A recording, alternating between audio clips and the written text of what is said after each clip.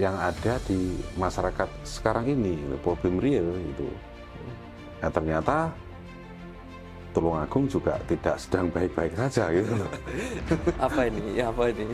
Nah ini kan belakangan ada banyak kepala desa yang akhirnya menjadi tersangka atas kasus korupsi. Nah ini cukup banyak juga di tahun 2024 ini Pak. Nah sebenarnya apakah ada sih upaya dari paslon 4 ketika nanti suatu saat jadi itu memberikan apa ya, kewenangan atau keamanan bagi mereka atau kayak gimana ya? Mudah pun kalau memang mereka itu tidak mempunyai ide-ide segar, ya itu tentunya ya tua gitu. Tapi ini pasangan sehati. Untuk sekarang perubahan dari era teknologi nih Pak, ini bagaimana sih sehati bisa mengayomi para generasi muda gitu Pak? Permodalan tanpa agunan yang itu nanti tentunya juga akan disalurkan. Kita akan punya bank ya, itu disalurkan itu insya Allah mampu. Nah, kemudian resiko nggak sih Pak ketika memberikan jaminan bahwa tanpa agunan kemudian ternyata nanti suatu saat itu ada yang nggak bayar atau kayak gimana gitu. Dari skala mikro ini sebenarnya dari informan saya pengelola wisata buatan dan dia itu sudah mengelola tapi semakin tahun semakin meredup karena bagi hasil yang apa ya disepakati itu ternyata ini Pak terlalu merugikan pengelola gitu. Loh, itu kan persoalan teknis ya, itu persoalan di bawah.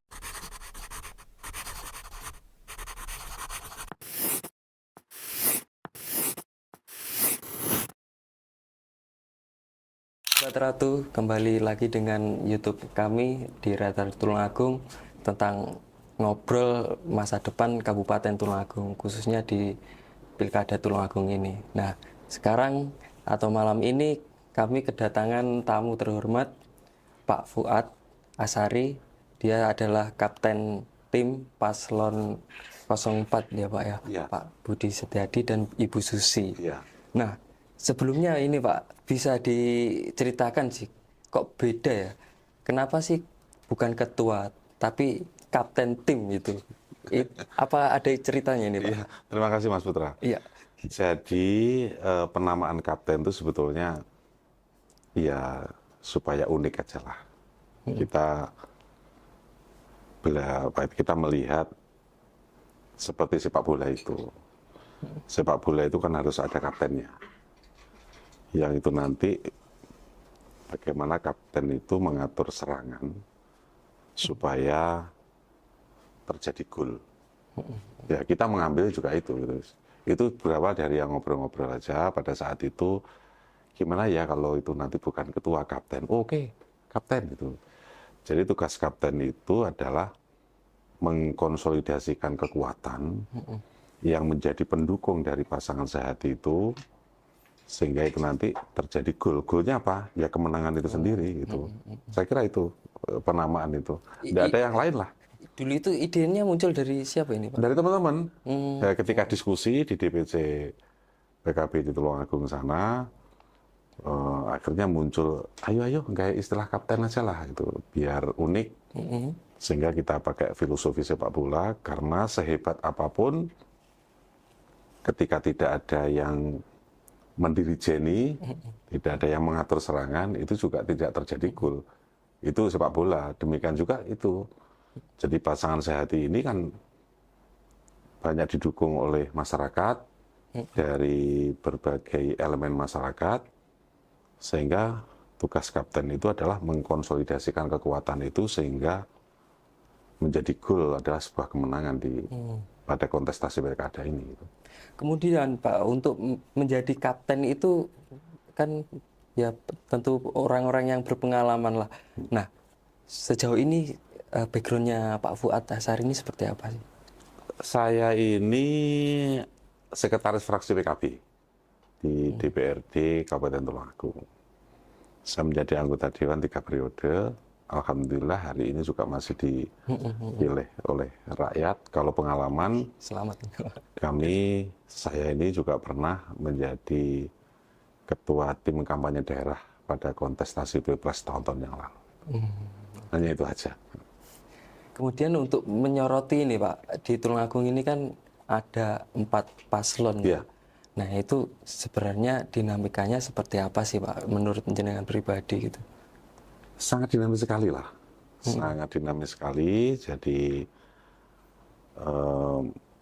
di Tulungagung ini kami sangat mengapresiasi gitu munculnya 4 paslon, sehingga masyarakat ini banyak alternatif pilihan, sehingga nanti akan muncul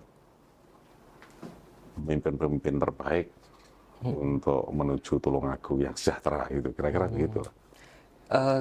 Dulu kan digadang paling tidak itu ada 3 ya, 3 paslon, dan sekarang ternyata munculnya ada 4. Nah, secara strategi itu kayak gimana Pak? Dengan 4 ini bisa diprediksi nggak sih?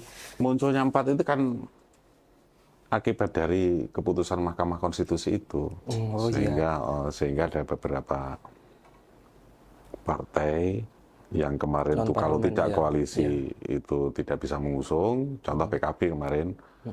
PKB kemarin itu kan 9 kursi. Maka untuk bisa mengusung itu 10 kursi. Karena ada keputusan Mahkamah Konstitusi yang 6,5% itu, maka 9 kursi sudah bisa mengusung sendiri. Dan satu-satunya PKB, yang partai yang tidak berkoalisi hanya PKB. Dan bisa ceritakan Pak, ini kenapa kok satu saja ini Pak yang mengusungnya? Ya karena bisa mengusung itu. Karena mengusung karena itu. Bisa mengusung gitu ya. Gitu. Ya tidak ada yang lain gitu. Maunya sih juga koalisi, tapi karena memang tidak koalisi pun kita bisa mengusung, ya kita mengusung sendiri. Gitu ya. Kemudian untuk ini Pak, program-program apa sih yang sebenarnya diunggulkan oleh paslon Sehati ini Pak? Programnya banyak gitu. Program kita itu visi Sehati, Budi Setiahati Susulawati yang kita sikat Sehati itu adalah untuk Tulungagung Budiman. Tulungagung itu visi. Visi itu apa sih? Visi itu kan pandangan jauh ke depan. Sangat abstrak lah, pandangan jauh ke depan, bagaimana mimpi seorang kepala daerah dalam membawa kemajuan ini. Itu sangat abstrak sekali. Sehingga kita singkat Tulungagung Budiman. Akronimnya adalah berbudaya, industri, maju dan beriman itu. Itu sebetulnya akronim aja, tapi kan ketika kita mengatakan bahwa untuk Tulungagung Budiman, ya kebetulan aja lah calon kita adalah namanya Pak Budi Setiahati untuk yang menjadi bupati. Tapi Budiman sendiri itu kan juga mengandung arti baik, jujur, punya integritas, maka keinginan kami itu pemimpin Tulungagung ini akan maju kalau dipimpin oleh seorang kepala daerah yang mempunyai integritas, yang mempunyai visi, dan tentunya dia juga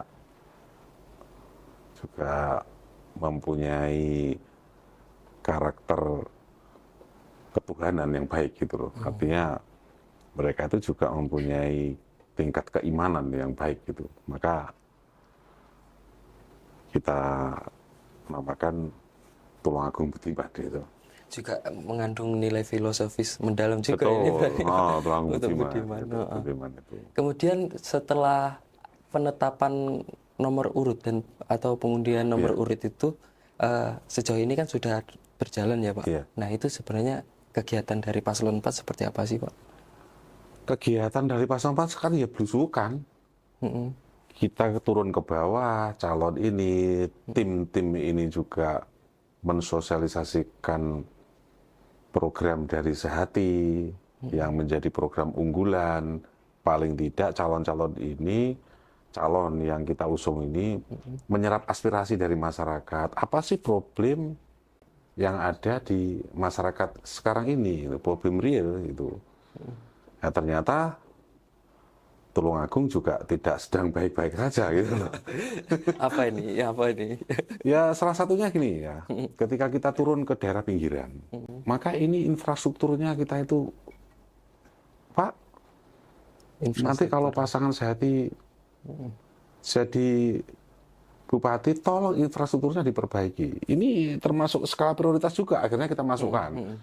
Ternyata jalan-jalan rusak. Bahkan pasangan Sehati ketika dia berkunjung ke daerah, justru sama tim yang kita bentuk itu, tidak dilewatkan jalan mulus, supaya juga tahu juga, ini loh problem dari masyarakat kaitannya dengan infrastruktur.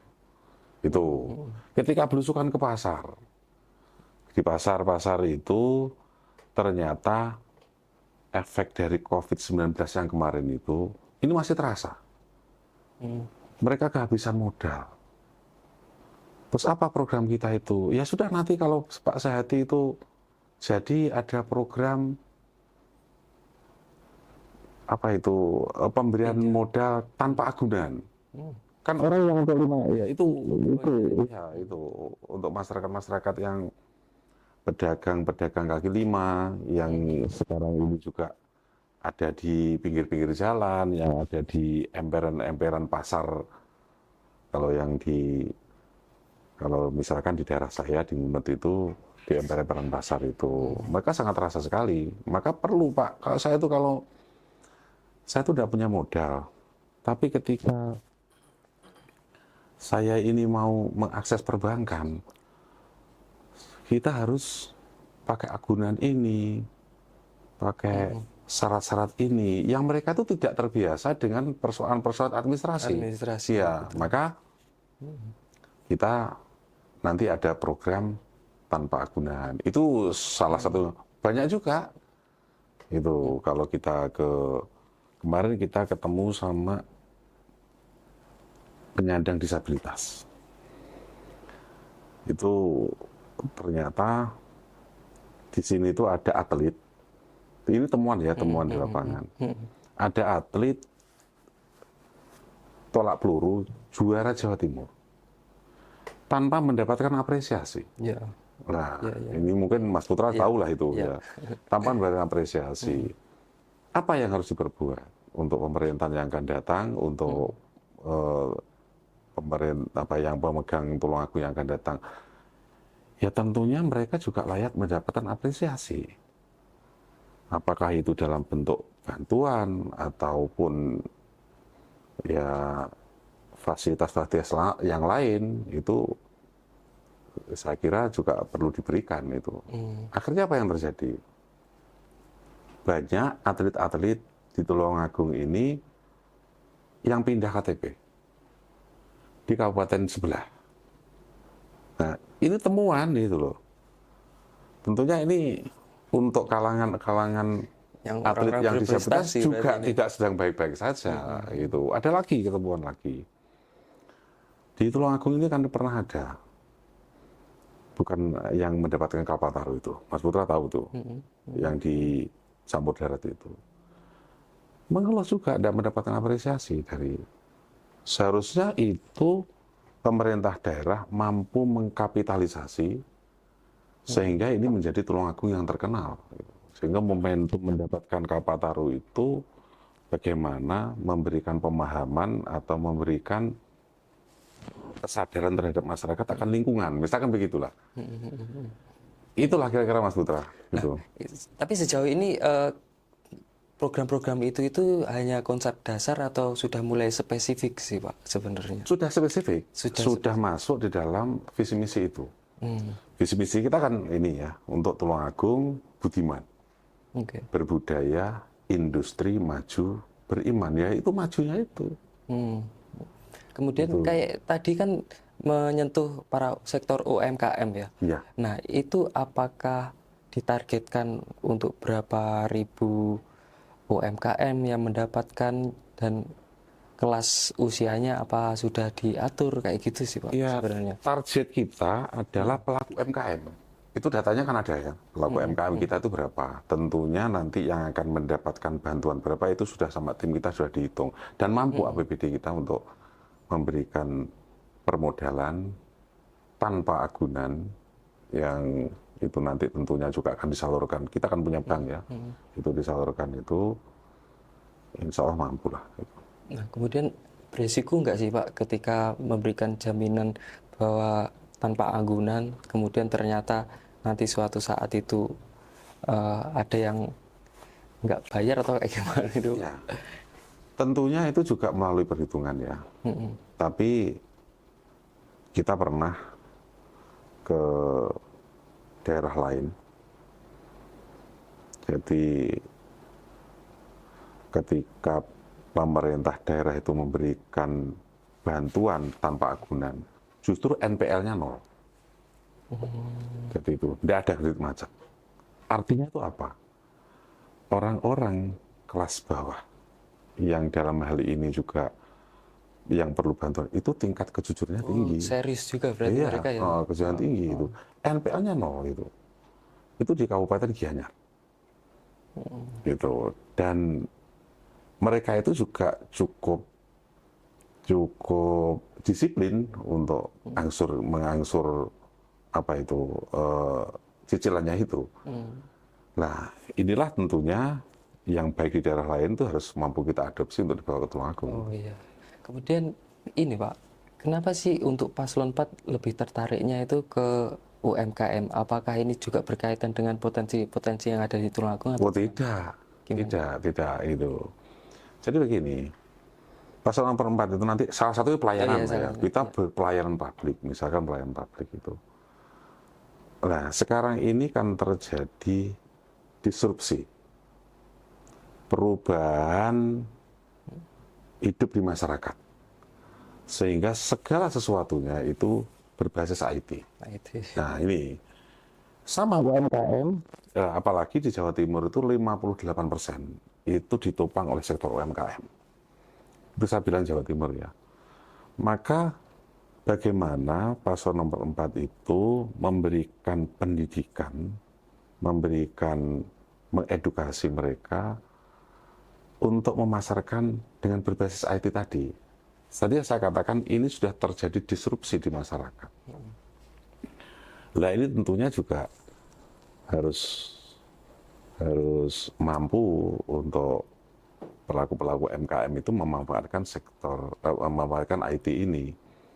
Kita lihat sekarang ini kalau pancingan ke pasar, itu bayarnya pakai kris. Maka bagaimana hal ini bisa dimanfaatkan oleh pelaku-pelaku UMKM itu. Nah ini tentunya juga perlu pendampingan atau perlu pendidikan lah untuk menjawab tantangan ini. Untuk sektor pelayanan ya, sektor pelayanan itu juga nanti akan berbasis pada IT itu. Salah satunya apa? Adanya pengumpulan Ruby itu. Nah, ini kan sebetulnya dalam rangka untuk menjawab tuntutan masyarakat yang serba enak. Makanya hari ini kan salah satu tagline kita, pasangan sehati, bagaimana mereka bisa ngayomi dan melayani. Itu nanti juga akan diterjemahkan oleh. Untuk sekarang perubahan dari era teknologi nih Pak, ini bagaimana sih sehati bisa mengayomi para generasi muda gitu Pak? Itu, ya generasi zilenial, ya itu. Generasi Z ini generasi yang tingkat kreativitasnya tinggi. Mereka itu juga butuh wadah. Pasangan sehati itu nanti ketika dipercaya untuk memimpin di Kabupaten Tulungagung, itu sudah kita masukan-masukan itu sudah kita kita jadikan program juga itu. Salah satunya itu adalah bagaimana kita nanti mempunyai Tulungagung Creative Center. Gitu. Itu sudah masuk dalam program. Tulungagung Creative Center itu semacam wadah anak-anak muda dalam mengembangkan kreativitas atau semacam brainstorming, brainstorming sehingga itu nanti kreativitas anak muda itu bisa lebih terarah. Gitu. Kalau di Solo ada yang namanya Solo Eco Green apa itu. Kalau di Malang ada yang namanya Malang Creative Center. Di Tulungagung itu nanti juga akan ada Tulungagung Creative Center. Dan perangkat-perangkat untuk mendukung itu kita ada. Gitu. Sehingga bagaimana meningkatkan inovasi-inovasi anak muda itu supaya lebih terarah gitu. Apakah ini juga sebagai jawaban ya Pak? Ketika melihat di sosmed, ini kan banyak orang netizen yang menganggap bahwa paslon-paslon di Tulungagung itu sebenarnya ini udah tua kayak gitu Pak. Apakah ini juga merubah paradigma para netizen? Ya. Kalau saya melihat begini ya, kalau saya melihat bahwa tidak ada yang namanya dikotomi antara tua dan muda. Itu tidak ada. Muda pun kalau memang mereka itu tidak mempunyai ide-ide segar, ya itu tentunya ya tua gitu loh. Tapi ini pasangan sehati, saya jamin lah itu. Kita mempunyai gagasan-gagasan segar dan insya Allah bisa membawa atau mewujudkan Tulungagung yang lebih baik. Untuk sektor ini Pak, pendidikan, apakah ada program khusus sih dari paslon sehati? Sektor pendidikan ada. Jadi nanti aja bagaimana kita itu juga memberikan beasiswa terhadap orang-orang berprestasi, ya. Terus bagaimana kita memberikan bantuan untuk orang-orang miskin, yang itu juga nanti ada kriteria-kriteria tersendiri, dan itu sudah kita siapkan. Untuk selanjutnya di bidang ini Pak, desa. Nah ini kan belakangan ada banyak kepala desa yang akhirnya menjadi tersangka atas kasus korupsi. Nah ini cukup banyak juga di tahun 2024 ini Pak. Nah sebenarnya apakah ada sih upaya dari paslon 4 ketika nanti suatu saat jadi itu memberikan apa ya, kewenangan atau keamanan bagi mereka atau kayak gimana ya Pak? Kita sedih sebetulnya. Satu sisi kita itu juga ingin meningkatkan ADD ke desa. Itu sebesar 12-15%. Ini sudah kita hitung.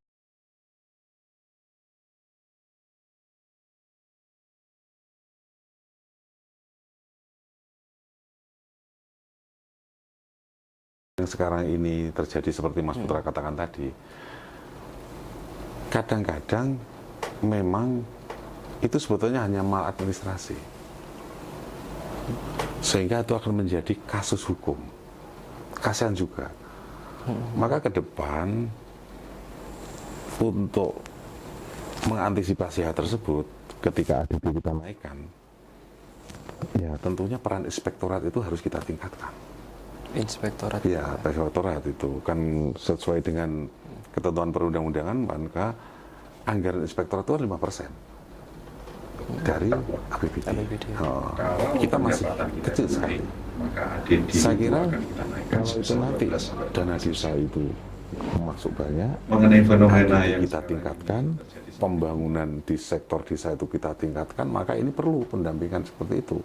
Sehingga itu nanti tidak ada persoalan-persoalan hukum yang dikhawatirkan oleh beberapa kepala desa yang kemarin juga sempat muncul di permukaan gitu. Maka ini peran inspektorat itu sangat penting, sehingga mereka itu selalu memberikan pendampingan agar program ini juga bisa berjalan dengan lancar. Soalnya kan juga nggak dipungkiri juga untuk Pemdes ini kan perpanjangan tangan dari Pemkab nih Pak ya. Iya. Kemudian untuk ini Pak, di bidang ekonomi dan JLS maupun tol Kediri dengan adanya Bandara Andoho juga, itu apakah ada multiplier efek sih bagi Tulungagung? Oh pastilah itu. Jadi pemimpin ke depan itu harus bisa menangkap itu. Tulungagung itu kan segitiga, Mas. Segitiga. Iya. Trenggalek, Blitar, dan Kediri. Sampai ambil contoh aja lah sekarang. Ketika akhir pekan, di kawasan selatan macet lah. Iya. Nah, di situ ada muncul simpul-simpul ekonomi baru lah. Pedagang-pedagang yang ya apa itu tentunya itu nanti juga bagaimana kita mengenalkan produk Tulungagung ini agar juga mereka itu ketika pariwisata di Tulungagung sana juga membawa oleh-oleh. Nah ini juga harus mampu pemimpin Tulungagung ke depan itu menangkap adanya Bandara Toho, terus dan JLS yang tentunya itu nanti salah satu programnya bagaimana UMKM itu juga meningkat, produk-produk unggulan di Kabupaten Tulungagung itu juga bisa dijual itu atau bisa wisatawan domestik itu membeli produk-produk Tulungagung itu. Nah, itu tentunya demikian itu. Tapi dalam rangka menyambut itu ya Pak, untuk sektor-sektor wisata buatan ini kok justru meredup ya Pak untuk Iya. akhir-akhir ini. Iya. Itu sebenarnya kayak gimana sih Pak? Ini kemarin itu sebetulnya saya sudah pernah ya diskusi sama ada beberapa teman yang kemarin ada apa itu pariwisata buatan itu. Selama sektor pariwisata atau tempat-tempat wisata buatan itu minim inovasi, mereka itu akan tergerus. Faktanya juga sekarang ini bahkan saya katakan sekarang hidup enggan mati tak mau, mati semuanya itu sudah. Itu. Nah ini tentunya ya merupakan ya tantangan tersendiri bagi pengelola-pengelola itu gitu loh. Itu kemarin kan basisnya banyak yang desa-desa yang mengadakan menciptakan wisata-wisata buatan gitu loh. Tapi faktanya juga tidak bisa berkembang dan ini ya pemerintah daerah juga seharusnya tidak boleh menutup mata ini. Apakah ada program khusus dari Sehati ini Pak untuk memperbaiki, paling enggak kan untuk desa wisata ini adalah program nasional, tapi sejauh ini ternyata kurang maksimal ini Pak. Gimana Pak untuk masalah Sehati? Ya tentunya ada itu loh. Karena apa? Bagaimana kita itu juga meningkatkan inovasi daerah. Jadi bagaimana peran pimpinan daerah itu melakukan inovasi sehingga sektor-sektor pariwisata yang selama ini mati suri itu tadi juga bisa bangkit gitu. Tapi dari skala mikro ini sebenarnya dari informan saya nih, pengelola wisata buatan dan dia itu sudah mengelola tapi semakin tahun semakin meredup karena bagi hasil yang disepakati itu ternyata ini Pak terlalu merugikan pengelola gitu. Loh, itu kan persoalan teknis ya, itu persoalan di bawah. Tapi pemerintah kan tentunya punya kebijakan bagaimana untuk meningkatkan, untuk membangkitkan sektor-sektor wisata buatan tersebut itu. Padahal sektor wisata buatan itu juga penggerak ekonomi warga kecil juga. Ya, makanya itu. Jadi salah satunya adalah minim inovasi itu. Minim inovasi. Minim inovasi. Ambil contoh aja lah, kampung susu misalkan itu. Saya yakin yang ada di Gondang itu juga mampu bertahan. Tapi ketika sektor pariwisata buatan yang dilakukan oleh BUMDes itu yang ada di desa-desa itu, ini kan sama dagangannya. Jadi hanya tempat nongkrong aja lah itu. Coba itu nanti pemerintah melakukan edukasi sehingga setiap sektor-sektor pariwisata itu mempunyai distingsi, mempunyai keunikan. Itu saya pikir juga bisa bertahan gitu loh. Sehingga ada semacam wisata edukasi. Kita kan juga punya tetangga sebelah yang sampai hari ini eksis. Itu misalkan itu di Blitar itu. Iya. Ya, itu kan mereka kan juga kaya akan inovasi, selalu mengikuti perkembangan zaman, sehingga mereka tuh bisa eksis. Siap. Pak Fuad, untuk kesehatan ini seperti apa? Apakah ada program khusus dari Sehati ini, Pak? Program khususnya kan, ya kita akan meningkatkan UHC. Yaitu UHC kita itu kan masih kisaran 70% lah.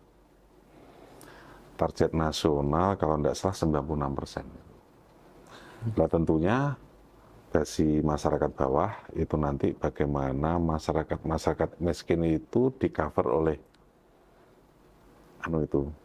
PBI itu, penerima bantuan iuran, jadi PBID, penerima bantuan iuran daerah itu akan kita tingkatkan, tentunya itu sesuai dengan kriteria yang sudah ditentukan, sehingga bagaimana kita mengejar ketertinggalan dari target nasional ini, itu nanti kita targetkan untuk 96% itu akan terwujud. Targetnya itu selama 5 tahun cukupkah, Pak? Itu Cukuplah 5 tahun. Asal kita juga sungguh-sungguh lah itu. Tentunya hari ini kan juga banyak masyarakat kelas bawah itu tidak mampu membayar BPJS. Maka ketika itu nanti pasangan Sehati dipercaya, ya itu nanti kita tingkatkan yang namanya PBID tadi, penerima bantuan iuran daerah. Sehingga itu nanti akan dibiayai oleh daerah, sehingga target UHC kita 96% akan terwujud. Dan untuk klasternya sendiri, apakah ini memang klaster khusus atau orang-orang yang sudah menerima bantuan lainnya ini, Pak? Ya tentunya kita tingkatkan gitu. Tentunya kan ada beberapa klaster kan. Ya itu nanti ada masyarakat yang memang betul-betul tidak mampu, maka itu kita cover, ataupun itu nanti masyarakat yang sekarang ini mampu, itu kita turunkan untuk biaya sendiri, itu nanti seperti itu. Dengan harapannya kayak gimana sih, Pak, dengan UHC yang tinggi gitu? Ya tentunya kalau UHC itu 96% itu, masyarakat kan bisa berobat dengan di cover oleh BPJS kan.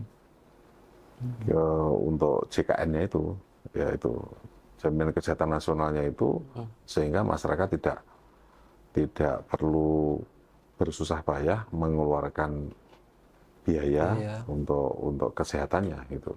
Sekaligus kita nanti akan ada program itu bagaimana meningkatkan kesadaran masyarakat untuk hidup sehat. Jadi itu namanya promotif itu. Jadi bagaimana mengedukasi masyarakat untuk hidup sehat. Karena hari ini kita lihat bahwa rumah sakit ramai, tempat-tempat pelayanan kesehatan full. Ini artinya itu apa? Masyarakat tidak sehat. Iya, betul. Nah, masyarakat tidak sehat itu karena apa? Ya mungkin karena makanan, karena gaya hidup, lifestyle. Nah ini tentunya program promotif yang untuk meningkatkan kesadaran akan kesehatan itu akan kita tingkatkan nanti. Untuk terakhir, Pak, gimana sih sebenarnya kontestasi kali ini dan harapan dari Pak Fuad sendiri dan Paslon 4 dalam Pilkada Tulungagung?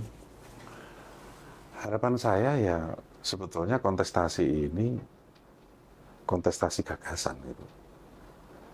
Jadi kontestasi bagaimana adu gagasan untuk membawa Tulungagung ini yang lebih baik. Tulungagung ini kan banyak potensi alam, wisata-wisata alam, apalagi seperti panjenengan katakan tadi di CLS itu, garis pantai kita itu 54 km, luar biasa. Pemandangan di CLS itu, kalau Mas Putra ke sana, itu kayak di Eropa. Iya. Itu Itu sangat luar biasa. Tapi lah itu harus mampu ditangkap oleh calon kepala daerah.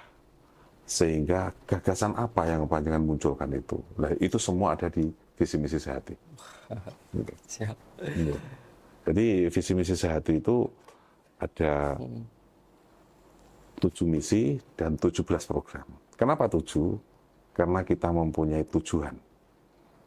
Dan kenapa kita 17 program? Karena satu tujuan untuk mensukseskan program Tulung Agung yang Budiman itu. Gitu.